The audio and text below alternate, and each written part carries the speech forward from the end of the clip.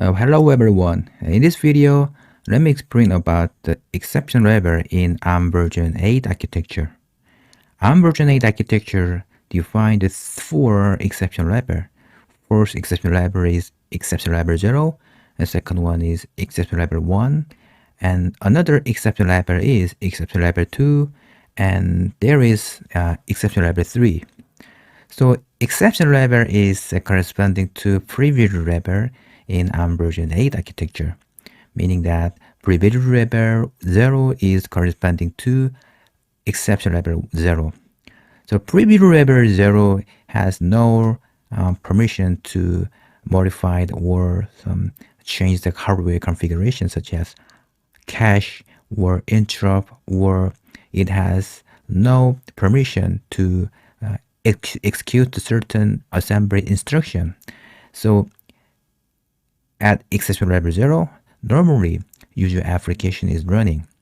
So user application like YouTube application or Chrome browser can be running at exception wrapper 0. As for exception wrapper 1, it is corresponding to previous wrapper 1. With the privilege wrapper 1, software can configure the hardware resource like MMU or interrupt or cache and some of the fundamental configuration of the system. So at exception wrapper 1, Linux kernel can be running at exception wrapper 1. And then I think that if you are involved with the project with the single OS, I think that first you have to understand the concept of exception wrapper 0 and exception wrapper 1. So many of the ARM processors are based on the TrustZone technology.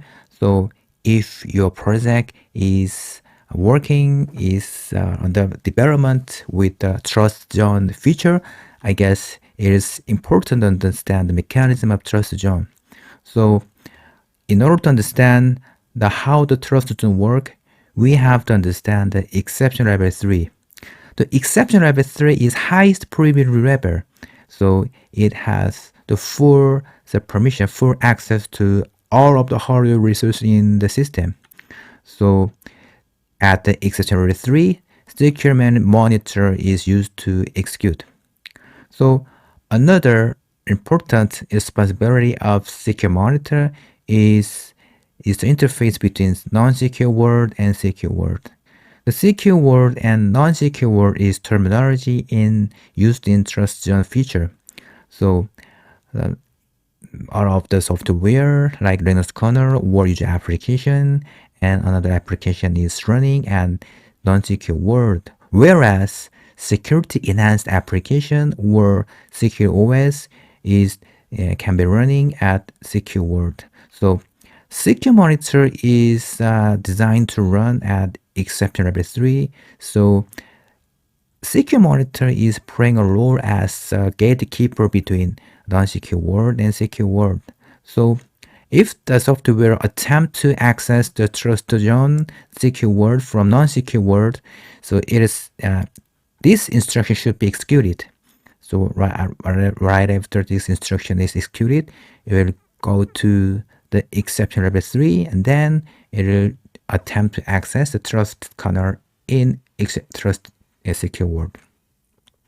So topic of this lecture is exception wrapper. So let me limit the scope of about this diagram, because I have a lot of things to tell you about some detailed operation in the slide, but since the topic of this lecture is exception wrapper, so let me limit content of this lecture.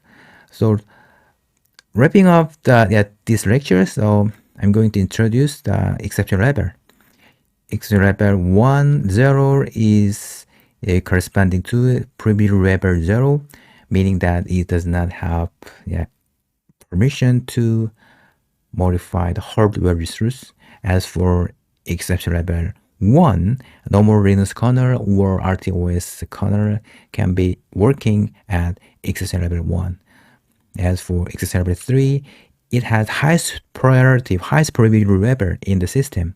So it has all of the authority to configure all of the system resources and so on.